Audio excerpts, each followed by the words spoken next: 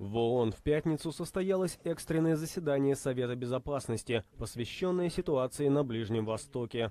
Поводом для его созыва стал ракетный удар, нанесенный американскими крылатыми ракетами по территории Сирии. Соединенные Штаты утверждают, что он стал ответом на появление кадров последствий химической атаки в провинции Идлиб. Российская сторона назвала действия США актом агрессии и нарушением международного законодательства.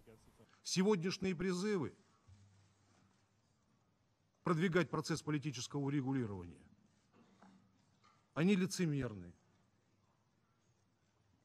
После военных ударов, к сожалению. На этом треке, на площадках Астаны, Женевы, в последнее время наметились видимые позитивные сдвиги. Какими целями вы руководствовались, когда подрывали этот прогресс? Достигнутый, кстати говоря, отнюдь не благодаря вам. Представитель США в ООН Ники Хейли заявила, что ракетный удар был полностью оправдан. Россия должна была вывести все химическое оружие из Сирии, но этого, как мы видим, не случилось, и мирные граждане продолжают гибнуть. В чем же причины провала России? Возможно, Кремль сознательно допускает наличие химического оружия в Сирии.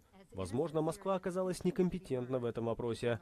А может быть, Асад просто держит русских за дураков, уверяя их, что никакого химоружия нет, и в то же время забивая им склады своих военных баз.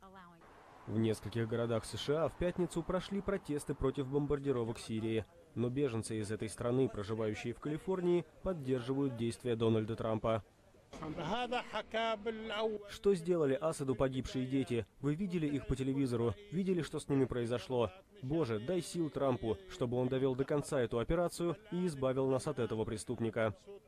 Никаких резолюций по итогам заседания Совета Безопасности ООН в пятницу принято не было.